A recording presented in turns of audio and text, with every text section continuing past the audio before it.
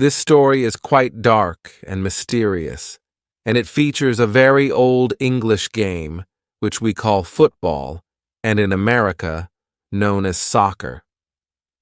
Many centuries ago, in the time of knights and dragons, 3 brothers and their sister were playing football on a green in front of a church.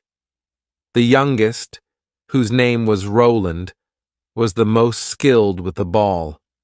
He scooped it up off the ground with his foot and bounced it up and down on his knees until finally he let it drop. But as he was about to kick it, he slipped in the mud, and instead of driving the ball towards the goal, he sent it up into the air, and it soared over the nave of the church and landed in the graveyard behind it. His 2 elder brothers looked at him as he lay on the ground and chorused together, "Roland!" Meanwhile, their sister, Ellen, skipped off to fetch the ball from behind the church. But she was not careful to go around the church, keeping it on her right-hand side.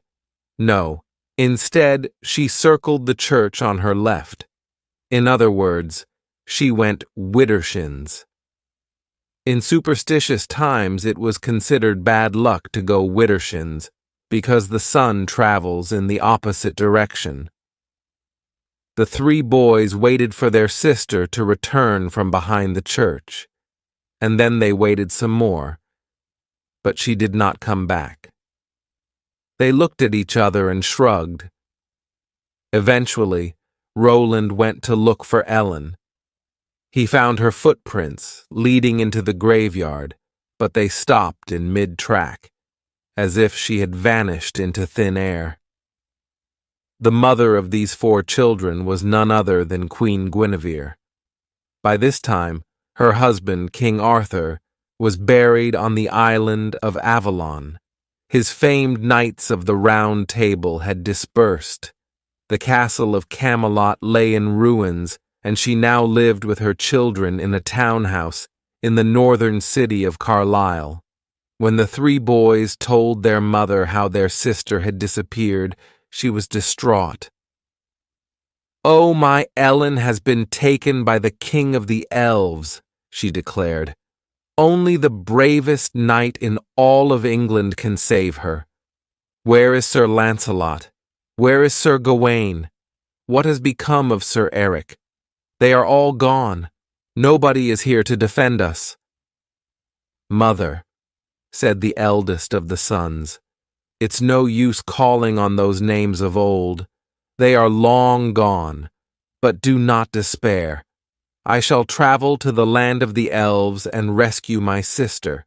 "No, no," pleaded Guinevere. "I cannot lose another child." But what son of Arthur could leave his sister at the mercy of the elves? Young though he was, he mounted his steed and set off on a quest to rescue Ellen. He departed over the hill and did not return. For a whole year he was absent, and still they received no news of him. And then the day came when the second eldest son mounted his steed and swore that he would bring back his lost siblings. Guinevere cried and begged him not to go, pleading, "I must not lose a 3rd child." But all in vain. He was, after all, a son of Arthur, and the knight's code was deep inside him. And so the second son disappeared and did not return. A year passed, and the last and youngest of the family, Roland, came to his mother and said, "Mother, I see how you grieve every day for my sister and my 2 older brothers. You think that you shall never see them again. But have faith. I tell you, you are mistaken, for I shall rescue them from the land of the elves." "No, no, this cannot be," pleaded Guinevere. "Is it not enough that I have lost a husband and 3 children? You are all I have left. Do not leave me." But Roland was a true son of King Arthur, and he could not turn his back on a challenge. "Dear mother," he said, "do not worry. I will enlist the help of father's most trusted friend. If I follow his advice, I cannot fail, for he knows more than any other person about magic, fairies, and elves." And his mother knew exactly whom he was referring to, none other than the famous wizard, Merlin. After the passing of King Arthur, Merlin retired to live deep in the woods where he kept a log cabin. In the woods, he could find most of what he needed to experiment with medicines and spells. The children of Guinevere and Arthur were among the few people who knew how to find him, because he had been their teacher. The wooded hillside was teeming with magical beings. Roland knew, because Merlin had taught him, that a rabbit or a deer might contain the soul of an enchanted princess. There were fairies there too, and sometimes they bewitched human beings and kept them prisoner for 100 years. Fairy kidnappings did not happen often, but as Roland led his horse along the woodland path, he kept his hand on the hilt of his sword, just in case. He found Merlin sitting at a table outside his hut. The old wizard was sorting through some mushrooms, picking out the most magical, and making sure that he had not picked any that were poisonous. When he saw King Arthur's youngest son, he greeted him, and went inside to prepare a welcome drink out of herbs and berries. Then they both sat down at the oak table. Roland told him how his sister had disappeared behind the church, and how his 2 elder brothers had departed to rescue her, but had not returned. "I must succeed where my brothers have failed, or else I shall break my mother's heart. This is why I have come to you, my father's most trusted friend and adviser. Merlin, if you make me a knight of the Round Table, I am certain to achieve victory." But Merlin shook his head and said, "You must earn your spurs before you can become a knight. I shall give you the title Child, which applies to one who seeks the honor of knighthood. If you travel to the land of the elves and bring back your sister and your 2 brothers, only then can I dub you with the title Sir that belongs to a true knight." "Thank you, Merlin," said Child Roland. "I shall succeed by the grace of God. But do you have any advice for me?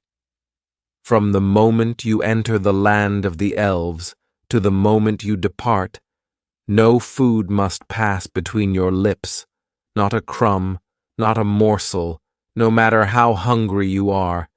If you obey this rule, I believe that you shall succeed where your brothers failed."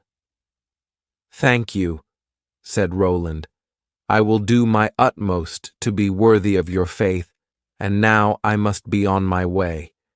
And Merlin replied, "Hold on a moment. Before you go, I have something to give you. Wait here." Merlin went into his hut and returned with a magnificent weapon. "This was your father's sword.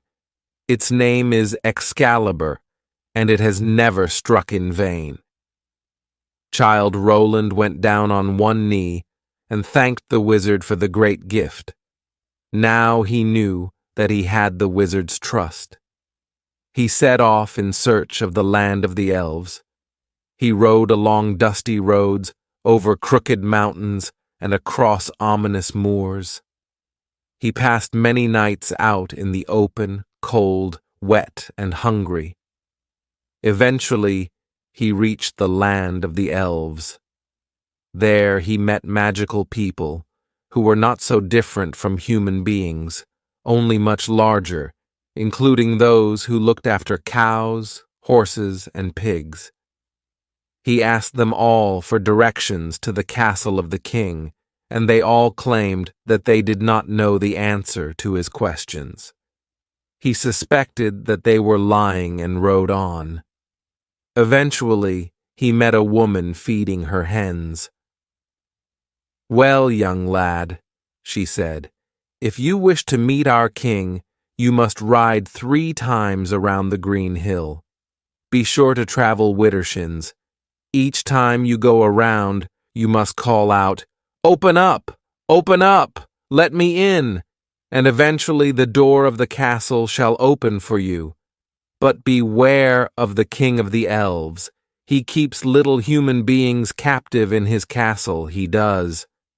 "I can take care of myself," said Childe Roland, tapping his father's sword, Excalibur, that had never struck in vain. "Here, laddie, take some of these eggs, for you look half-starved."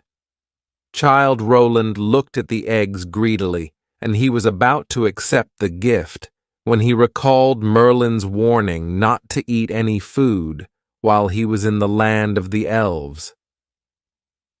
"Thank you for your help, but I have no time for food," he said, and he rode off in the direction of the green hill. Just as he had been told, he rode around the hill 3 times widdershins and called out, "Open up, let me in!" And eventually, just as the woman had said, a door opened up. He tethered his horse to a tree trunk that was hollowed out, with a hole in it that gaped like a dead mouth. Then he passed through the door into the hillside. At first, he found himself in an arched tunnel with an eerie light that did not come from either windows or candles. He walked along the tunnel until he came to some double doors which he pushed open. Now, he was in a magnificent palace. The ceiling was as high as a cathedral's and was supported by huge Gothic columns. An immense lamp hung on a gold chain, and at its center, a black lump of coal emitted brilliant rays like the sun. The light danced on the multicolored jewels, shaped into leaves and flowers, which crept around the floor of the hall like an ornamental garden. At the back was a giant couch made of velvet and silk, and seated on the couch he saw his sister, Ellen, combing her golden hair. She was not at all surprised or excited to see her brother, because the king of the elves had put her under a spell that made her slow and docile. He went up to greet her, and she said coolly, "Your brothers came before you. Now they are prisoners in the dark tower and are nearly dead. You should not have come here. The same fate shall befall you now, and our mother will have lost all her children. I have promised her that I shall rescue you all," said Roland, tapping his father's sword, Excalibur, that never struck in vain. "May God help you, you poor, helpless fool," said his sister. She put down the comb and slowly arose from the couch before fetching a golden bowl of milk and bread for her brother. "Thank you, sister," he said. "I have never felt hunger such as this."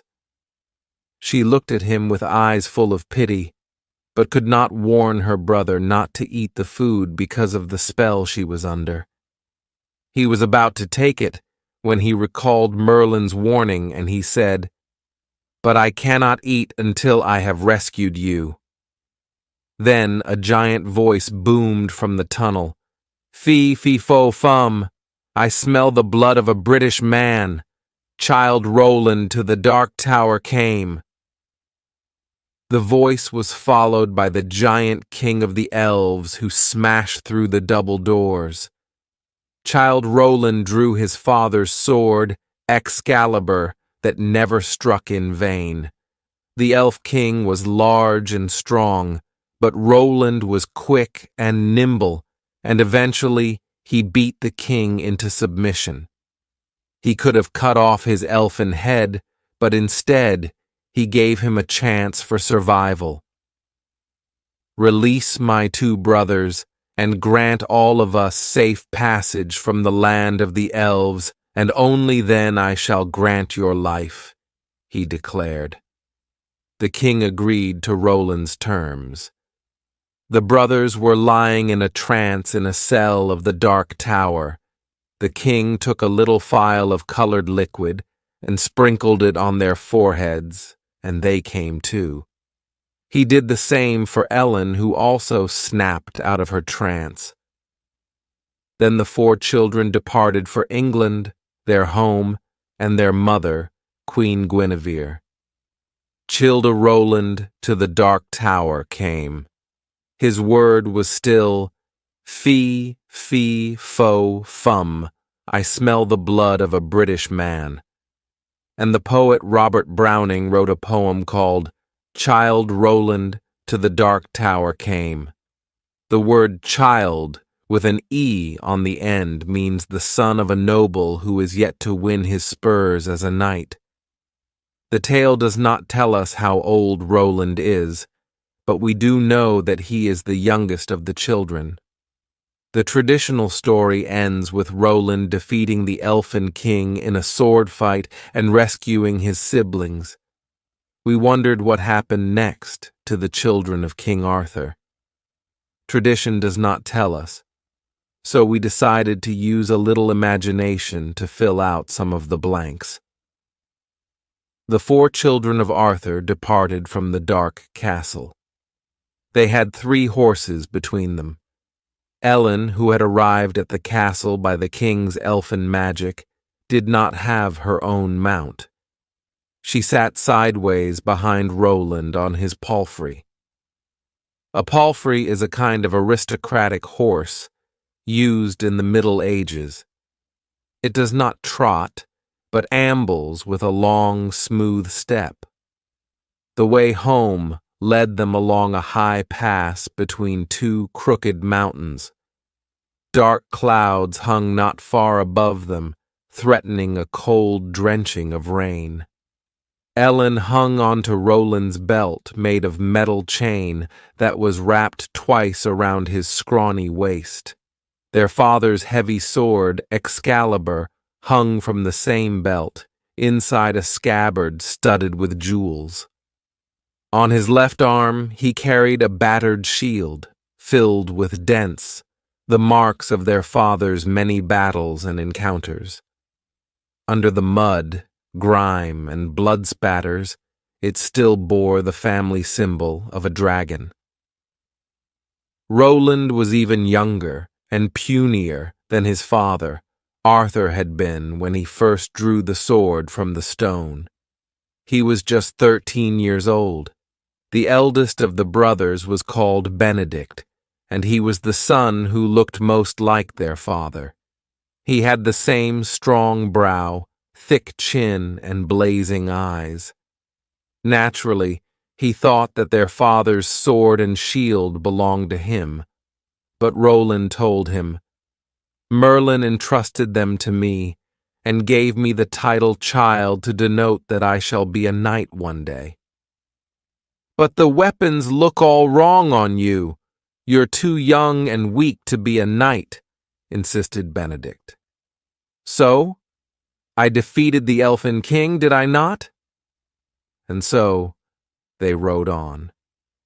They came across the stone hut of an elfin shepherd who looked after sheep and goats. The middle brother, Edmund, said, "Wait here. I'm going to buy some milk and cheese off this elf." But Roland rode in front of him, saying, "Stop. We must not eat anything until we leave the land of the elves. I'm weak with hunger. Who says we can't eat?" "Merlin. He gave me instructions. We must leave this land first, so the faster we go, the sooner we'll eat." At least the sun came out when they reached the lower slopes. They stopped to drink from a spring and looked enviously at the horses as they nibbled the grass without any ill effects. At night, they slept under the stars, feeling sharp hunger pains, and in the morning they rose early and continued. "I'm so hungry, I'm not sure I can go on much longer," complained Edmund. "How will we know when we've left the land of the elves?" asked Ellen. "When we start to see people who don't look like they're elves," said Roland. They rode on into the evening. All of them were weary and saddle-sore. "Ow, my buttocks hurt," complained Roland. "How do you think your horse feels carrying the two of us?" asked Ellen. It was late in the evening when they rode into a village with an inn. Through the window they could see a blazing fire and people, or were they people? Elves were not so different from humans at a distance. In general, they were tall and slim, with delicate skin and fine features. They often sported a mass of lustrous blonde hair. "I don't care if they are elves. I'm going inside," said Edmund. "If I see another elf, I'm going to go crazy," said Ellen. Edmund dismounted from his horse and walked on wobbly legs into the inn. The others waited, swaying in their saddles with faintness. A few minutes later, Edmund came back and said, "What are you waiting for? There are people inside and the kitchen is working. Not an elf in sight. I've paid for 4 beds." Almost every muscle ached as they dismounted, tied up their horses, and walked the short distance to the door of the inn. But once they were inside, they immediately felt revived. The mixture of warmth, human chatter, and smells of food was the best medicine. The innkeeper who welcomed them was no elf. He was round and red-haired with freckles on his nose. "Come in, young strangers," he said. "My daughter is preparing your room. Will you be eating before you settle down?" "Yes, we'll eat a lot," said Edmund, putting a silver coin on the bar. "We're really, really hungry." "We've just come from the land of the elves where we could not eat," added Ellen. "Well, young noble lords and young lady, sit down, and we'll bring you a feast fit for royalty. You can put your things down here. I'll take them upstairs for you." But when he offered to take Roland's sword and shield, the boy said, "These never leave my sight." "They are fine weapons," said the innkeeper, admiring the golden sword hilt and the jeweled scabbard, "but a little unusual on one so young, if I may say so." "Can we sit near the fire?" asked Ellen, who was feeling frozen. "Yes, my dear. I'll move a table over for you," said the innkeeper. And while he was doing that, Roland propped Excalibur and the shield against either side of the fireplace. One of the guests at the inn looked up from his drink and said, "If I'm not mistaken, that's the ensign of Uther Pendragon." And the eldest brother told him, "I am Benedict Pendragon, and these are my brothers and my sister." The man raised his glass as if making a toast and then said, "You children are on the young side to be riding out alone. The forests around here are thick with bandits who will be glad to take those fine weapons off you. Thank you for the warning, but we can look after ourselves," Benedict told him. The man still could not take his eyes off the magnificent sword. Eventually, he stood up and went over to the fire to admire it closer up. He reached out to touch the hilt of Excalibur, and Roland sprang over, upsetting a tankard and spilling drink on one of the guests. But he need not have worried. When the man's fingers touched the hilt of the sword, he recoiled. "Ah!" he groaned. "The fire has made it red hot." His friends roared with laughter. However, Roland had no trouble picking up the sword and propping it against the table where they were sitting. The innkeeper brought a hearty meal, but it turned out that the 4 young Pendragons could not eat as much as they had anticipated. They were so starved that their stomachs had shrunk. So they asked the innkeeper to save the leftovers for the morning. They all slept solidly and then ate a hearty breakfast, which was served by his daughter. The horses were also refreshed, and they set out in a northerly direction, taking provisions with them so that they would not be hungry on the way.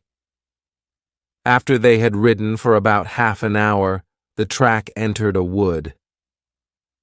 "Everyone be on your guard for bandits," commanded Benedict, who rode on ahead to check that the way was safe.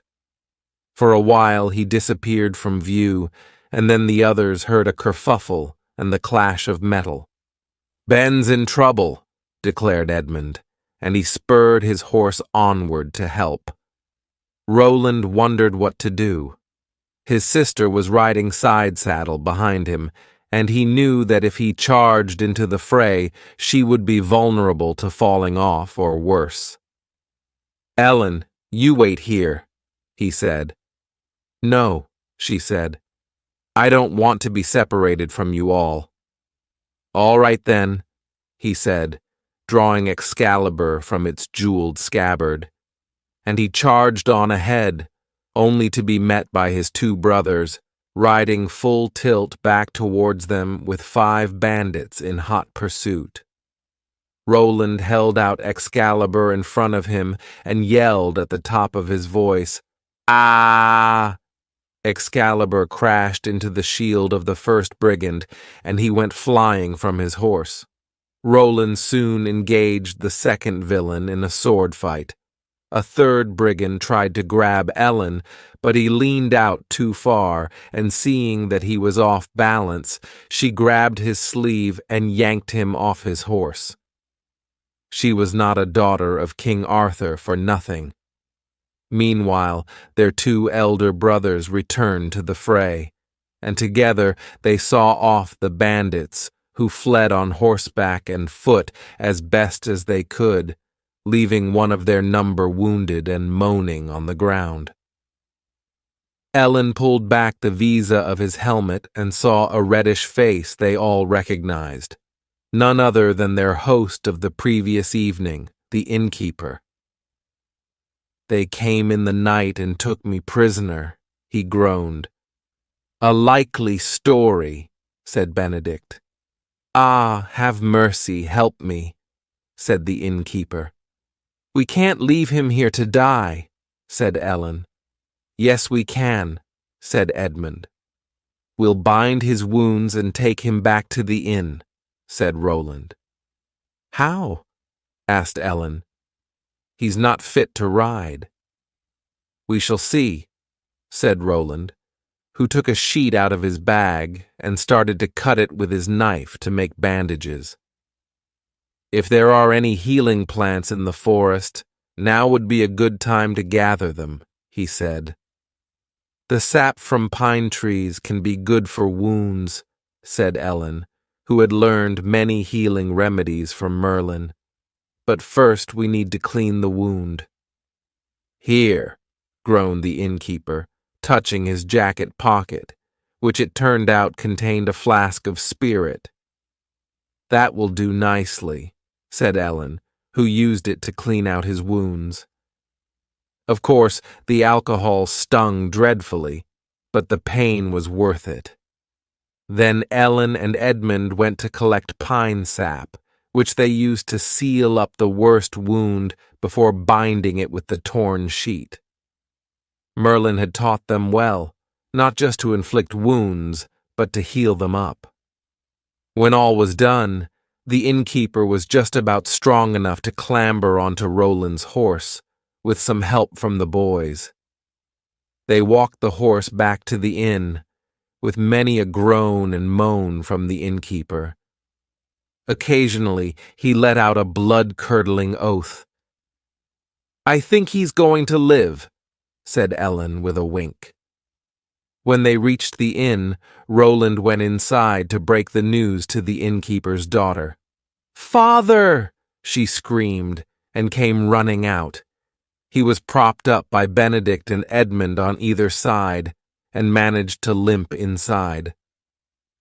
Fortunately, there was a bedroom at the back of the inn where he could lie down without having to tackle the stairs. The boys stood outside the room. "We're helping the man who tried to rob us," complained Benedict. "A true knight shows compassion even for his enemies," declared Roland. "Well, I think we've done enough. We should leave now," said Edmund. But Ellen came out of the sick room and gave the boys a list of plants to buy in the market. She needed them for medicine: radish, bishopwort, garlic, wormwood, and hollow leek. They boys stored some of their valuables, including their shields and helmets, in their room. "I feel uneasy. Don't trust this place," said Benedict as he closed the door. "Don't you remember?" asked Roland. "Merlin taught us a locking spell." He took out his dagger, and with its sharp edge, he cut a lock of hair off his brother's head. He used it to tie the door latch. "Only you can open it now," he said. "I hope so," said Benedict. In the story so far, Roland, his two elder brothers, and his sister Ellen have left the land of the elves. Back in the land of the humans, the first place they come to is an inn where the innkeeper and some of the guests take a keen interest in Roland's sword, Excalibur. When the four young ones move on, they are ambushed in the woods by robbers. They fight off their attackers, who leave behind one of their number wounded on the ground. It turns out that the wounded man is the innkeeper. Even though he has attacked them, they tend to his wounds and take him back to the inn where Ellen and the innkeeper's daughter take care of him. Ellen has sent her brothers out to buy some medicinal herbs. The boys rode into the town, found plenty of common herbs on the market stalls, including nettles, wild primrose, and cowslip, but plants on their sister's list were harder to find. "Good lady, do you sell bishopwort?" asked Edmund to one storeholder. "Bishop what?" Edmund shrugged. "It's got purple bells and it's good for aches and pains," said Roland, who had been an attentive student of Merlin. The two women behind the stall looked at each other. "Sounds like Bettany," said one. "Yes, I remember now. That's another name for it," said Roland. "Well, we don't have any. We also need some wormwood and hollow leek." "What do you need those for?" "Medicine," said Edmund. The market woman scrutinized his face as if she was looking for some mark or special feature. "You must be those young noble wizards everyone is talking about," she said. "We are the children of Arthur Pendragon," he said. "We are not wizards. We are apprentice knights." "So you want to be like them knights of the Round Table? We remember those times. Dark days they were. Dragons, elves, forever wars, always fighting." "How dare you say such things?" asked Edmund. "Those years were the most glorious in history. The noble knights of the Round Table lived without villainy or treachery. They protected the weak and defenseless. They helped widows and orphans. They sought the Holy Grail, and we shall continue their good work." "Well, you won't find them magic herbs here. You best try the nuns. They grow all sorts of strange plants in their medicine garden." And indeed, the boys were able to buy what they needed from the convent that was outside the town. The nuns blessed the healing herbs and asked the boys to kneel so that they could sprinkle holy water on them. Then, as it was getting late, the boys rode back as fast as they could to the inn, carrying the medicine. For the next few days, Ellen and the innkeeper's daughter, who was called Titha, tended to the wounded innkeeper. Ellen boiled the herbs into a paste and used them as a soothing ointment. They also prepared healing herbal baths for the patient and fed him on chicken soup. Every day, Benedict would come into the sick room and say, "He's looking better. Can we leave now?" And Ellen would reply, "Brother, be patient. Healing takes time." Well, ask him why he was riding with the robbers. All in good time, brother. Let him rest. Benedict was not happy. He suspected that the innkeeper was part of a plot to rob them of their most precious possession, their father's sword Excalibur. As the eldest of the brothers, he thought he should be the one who carried the famous weapon on his side. But his younger brother, Roland, was adamant. "Merlin entrusted the sword to me." "Well, you better not let it out of your sight," said Benedict, "because if you lose it, you will have to answer to me." Over the next week, the boys took their horses out for gallops over the fields, hunted for game in the woods, and played football with the locals on the village green. Everywhere they went, Roland took Excalibur with him. Of course, playing football with a sword attached to your waist is no easy feat, so he had to lay it down on the ground, always within his sight. The wounded innkeeper was well on the road to recover. Soon he managed to hobble into the main part of the inn to sit with the customers, who congratulated him on his recovery. "Father, lie down. You are not well enough yet," protested his daughter. "I'm not the fool you take me for. All the while I'm lying in bed, you lot are robbing me blind. Free drinks on the house, I'll be bound. Lovely. Only I'm the one that's paying for it." "You talk such nonsense, father." His friends laughed and told him to stop moaning. "Back from the dead, eh? We thought you was a goner. What medicine are you taking? 'Cause I want some of that." Titha said, "We are so grateful to Ellen. Her knowledge of healing is better than any magic. She is like a sister to me now." "Here, I've got toothache," said another man numbly. "Have you got anything for that?" "A little swipe of this ointment on your gum should help ease it," said Ellen, placing a blob of ointment in his hand. He dipped his finger in it and ran it inside his mouth, and then smiled. "You do not lie," he said. "This is powerful magic." The innkeeper sat with the customers until evening, when the boys returned from the hunt, splattered in mud and carrying partridges and wood pigeons for the kitchen. "Congratulations on your recovery," declared Benedict when he saw the innkeeper. "Now you can tell us why you were robbing us before I call the sheriff." Ellen came up to him and said, "Brother, now's not the time." But Benedict had lost patience. He drew his sword and lurched at the innkeeper. Titha tried to get in his way, but he grabbed the innkeeper by the collar. "Confess now, or by the time I've finished with you, my sister will need more than a few herbs to heal your wounds." 3 of the innkeeper's friends pulled out daggers. Edmund and Roland drew their swords and looked like they meant to use them. "Calm yourselves," begged the innkeeper. "Let me speak. I'll tell you the true story. I'm an innocent man, I swear. I'm a man of peace. A fine man of peace who robs your own guests, declared Edmund.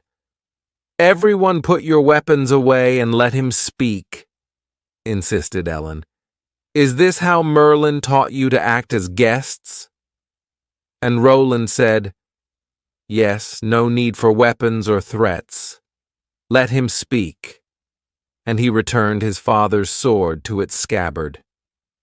You see, he said, 3 years ago, there was a fire in the kitchen and the whole inn burned down. You can ask anyone who lives here about it. I'm telling you the truth.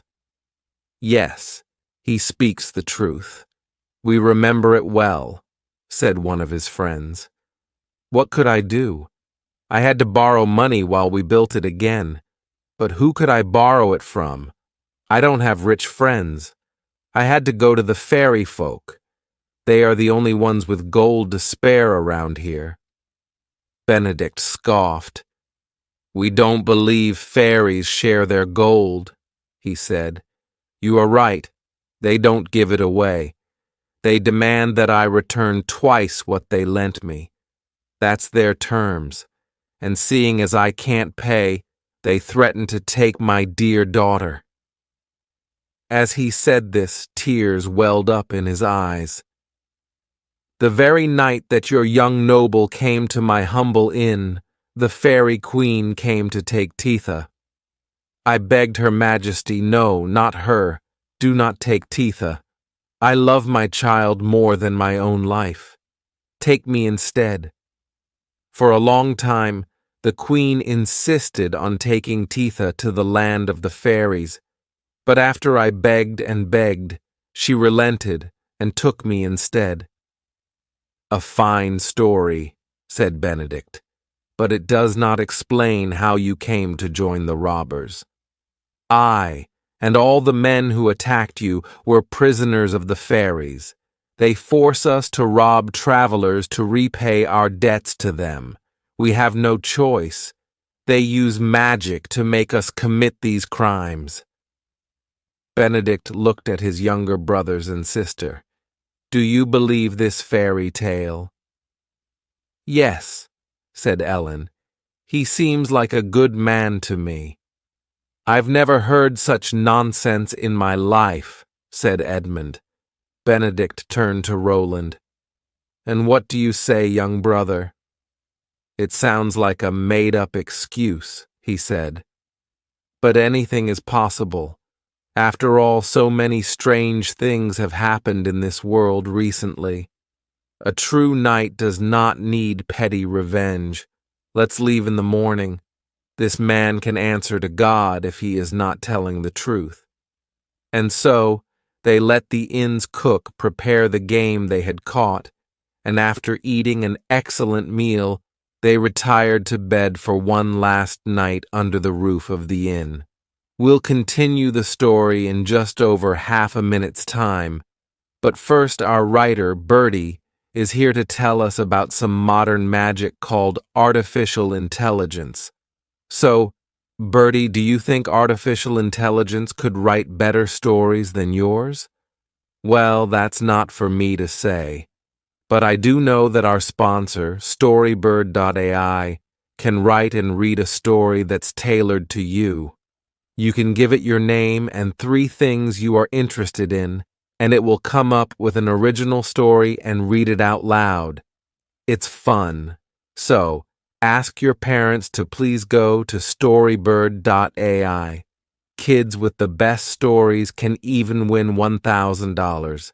So, go to Storybird.ai to create your own podcast story.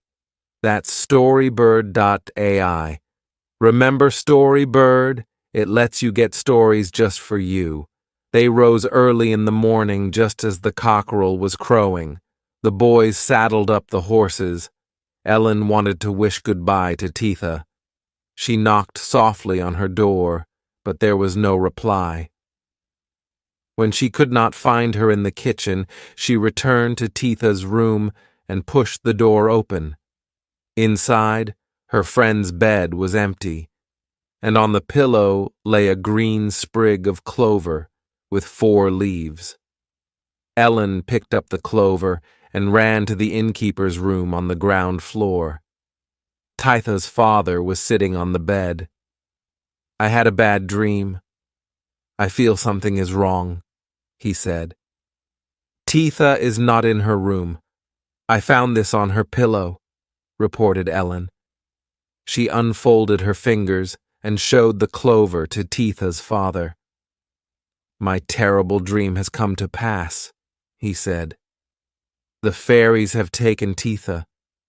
The 4 children of King Arthur and Queen Guinevere gathered in the stable to decide what to do. Roland said, "We have enough gold.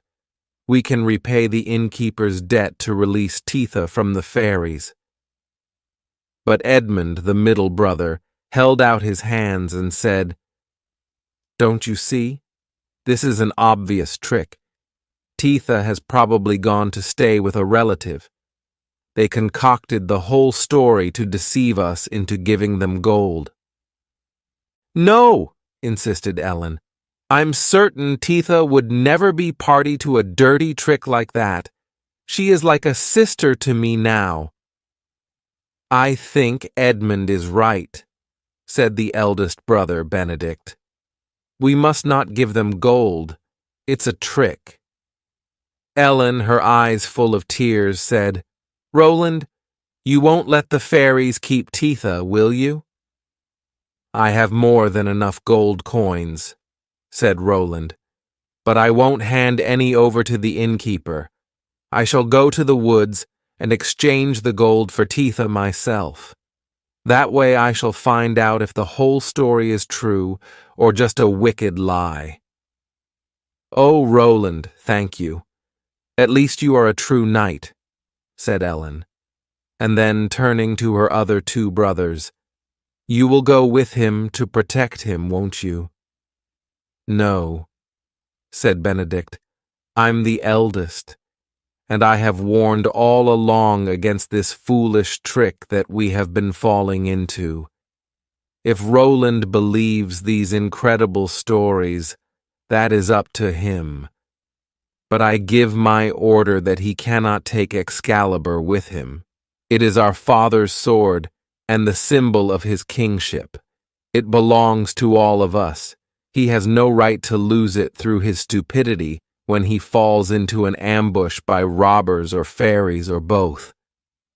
"That's right," agreed Edmund. "This is an obvious trick. You will be ambushed.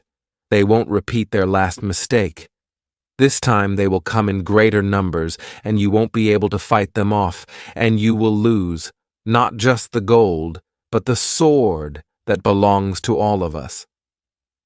So, young brother, go if you wish, but Excalibur stays with us," said Benedict. "All right," said Roland, unbuckling Excalibur and handing it to Benedict. "Give me your sword. You can look after Excalibur while I am away, but I want it back as soon as I return." Roland needed the innkeeper to show him the location of the fairy circle in the woods.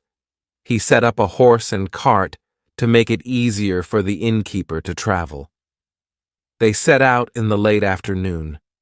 As they were rattling down the lane, Ellen ran out of the inn and jumped up onto the cart. "I'm coming too," she insisted. They drove into the woods until they could go no further.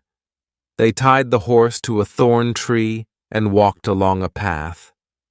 As the trees grew thicker and thicker, Roland could not help wondering if they were being led into a trap.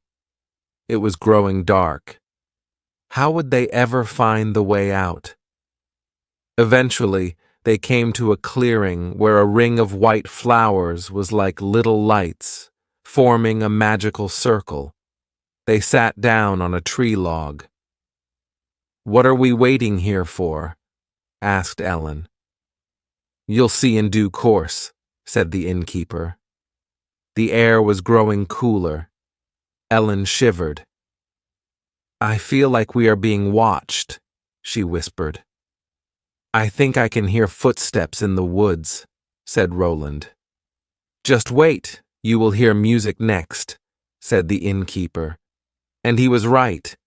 The notes of the fairy music drew closer and closer, and soon a band of little people appeared out of the woods and began to dance around the circle, faster and faster, until all at last the ground opened up in the center of the circle.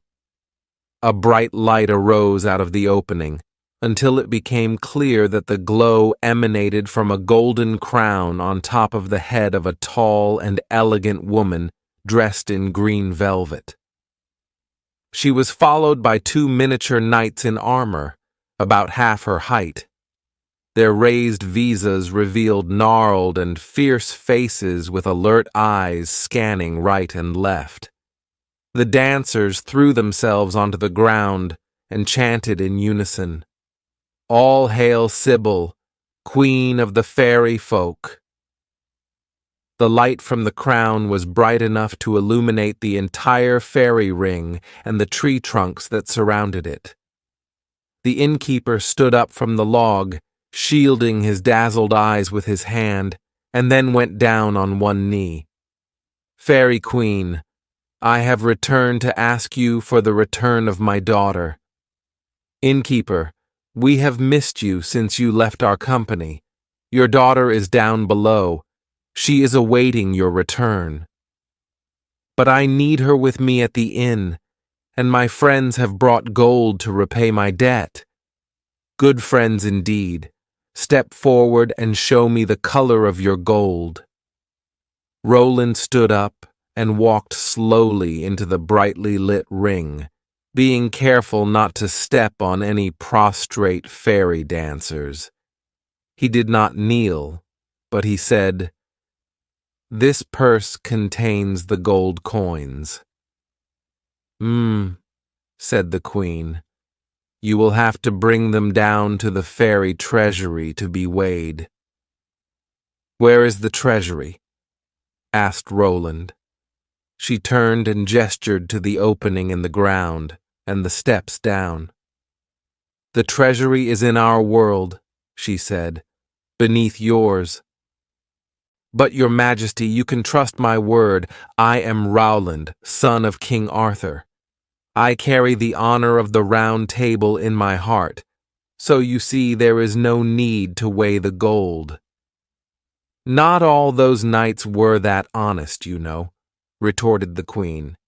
"If you want to repay the debt, it has to be weighed by the fairy treasury. That's the law." "Whose law?" "My law."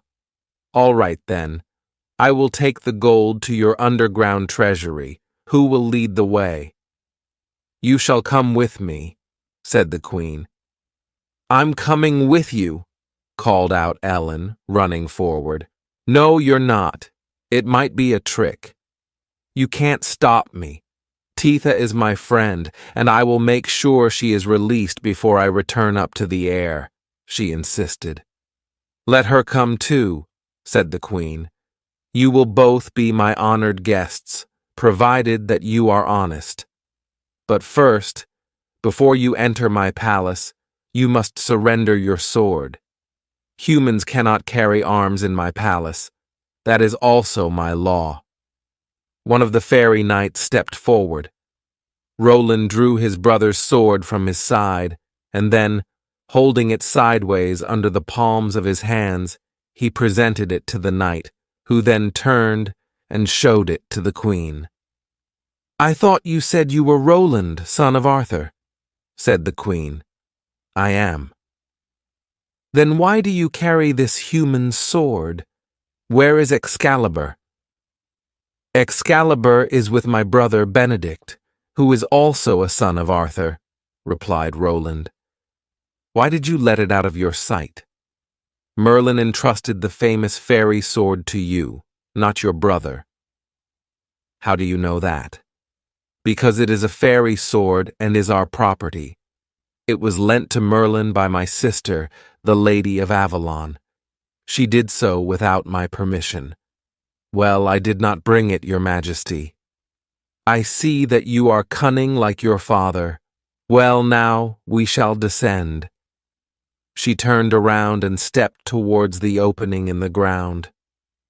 The queen led the way down the steps, followed by one of the fairy knights. Ellen and Roland went next, and the second knight came behind them. The steps, cut into the earth, formed a spiral like an underground tower. Deeper and deeper they followed the light from the queen's crown, until at last they came to a gleaming golden gate guarded by knights with long axes. They passed through the gate into a bright hall, where the ceiling was held up and lit by shining gold pillars. All around, fairy folk were working at making ornaments, like gold leaves, or apples of rubies and emeralds, or toy mice made out of diamonds. Then they walked through the hall, before descending more steps, deeper into the ground. Eventually they came to a much smaller chamber, in which sat 3 old men with crumpled faces. "These are the fairy bankers," said the queen. "They will weigh your gold." Roland handed over the purse to one of the bankers. He emptied 3 gold coins onto the table. He looked up at the queen with his heavily lidded eyes. "Your Majesty, there is insufficient gold to repay the debt. This human gold only weighs half of our fairy gold. We need twice as many coins." "So," said the queen, pointing a long finger at him, "you tried to deceive me, eh? You are a faithless fraudster like your father. Now you are my prisoner." "Your Majesty," replied Roland, "you have not weighed the gold. No need for weighing. We can see there is not enough. Your Majesty, you said that it was the law that the debt must be weighed. Is this fairy justice? You don't follow your own laws?" The queen nodded. "It can be weighed if you wish. It will not make any difference." The banker put 3 pieces of fairy gold on one side of the scales and Roland's 3 pieces on the other. "Your Majesty," said the banker, "they are in balance." "What kind of trick is this?" demanded the queen. "Your Majesty, there is no trick. You lent the innkeeper fairy gold, and I have returned fairy gold. The debt is paid. My character does not know deceit. I am as honest as my father." "And from where did you steal this fairy gold?" "The king of the elves gave it to me," said Roland, "as a parting gift when we left his dark tower." And Ellen said, "We've paid the debt. Now please will you release Titha?" "You have indeed repaid the debt," said the queen. "I shall show you Titha. We have grown quite fond of her. You will see that she has enjoyed a most comfortable stay with us." They followed the queen along a corridor to another room, in which they found a dining table, laid out with fine foods and drink. "We cannot send you home without trying some of our fairy cuisine," said the queen. And then turning to one of the guards, she said, "Fetch the prisoner Titha, so that she may join us for supper." They took their seats around the table.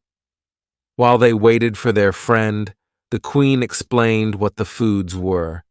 There was bread with butter from buttercups, milk and cheese from milkweed, sweet-smelling honey, of course, many berries, grasses, and herbs, some of which were recognizable, mushrooms of the forest, lark's tongues and hummingbird hearts, and dainty cakes and pastries. When the guard returned with their friend, Ellen sprang up. "Titha!" She ran over to hug her, but Titha seemed drowsy. "Hello, Ellen," she said sleepily. She took her seat at the table but had trouble pulling the chair back. She was clearly not herself. Ellen looked at Roland. They both understood. The food contained magic that made humans sleepy. It was the same trick that the Elfin King had played. The Queen said, "Do not be shy. You must be hungry after all of your adventures." Roland replied, "Thank you, Your Majesty. I don't have any appetite." "Come, a growing boy like you needs to eat if you want to be strong and fight off your enemies." And Ellen, adopting a sisterly tone, said, "Roland, have you been a good boy and taken your tonic today?" "Tonic?" asked Roland. "Yes, your tonic," said Ellen, handing him a little glass bottle. 3 drops in your water before every meal. You know what Merlin says. Prevention is as good as a cure. She turned to the Queen and said, "He never has any appetite until he's had his tonic." Roland, not sure if he was understanding his sister's meaning, sprinkled 3 drops in his cup of water. "Now drink it all down," insisted his sister. Then, when he handed back the bottle, she gave 3 drops to Titha and put 3 drops in her own water. "Wonderful," she said when she had drunk her own tonic. "Now we can eat." She reached out and put some of the food on her plate. Roland followed her cue. He ate as slowly as possible and as little as was polite. Ellen, meanwhile, took several cakes, and even Titha seemed to wake up and had an appetite. The Queen watched them. At length she said, "I expect you will be feeling tired. Would you like to lie down and rest?" "Thank you, Your Majesty," said Ellen, "but it's time for us to be going. Titha's father and our brothers will be worried on our account." "Yes, we are ready to leave now," said Roland. "But you look so sleepy," said the Queen, "and it's well past bedtime." "Your Majesty," said Roland, "I have never felt so wide awake. We have paid the debt of fairy gold. Now let us be on our way. You gave your word that we would be in no danger." "Well," said the Queen, "I am surprised by your attitude. Guard, escort these young humans back up to the human world. But if any of them grow weak or weary on the way, bring them back here for some rest." "Yes, Your Majesty," said the guard. But Ellen, Titha, and Roland did not grow weary on the way back to the surface. The drops of tonic had been brought by Ellen from the land of the elves. The drops were the same remedy for the magic sleeping potion that the king of the elves had used to revive them. And so, Titha was joyously reunited with her father, and Ellen and Roland told their brothers a most interesting true-life fairy tale.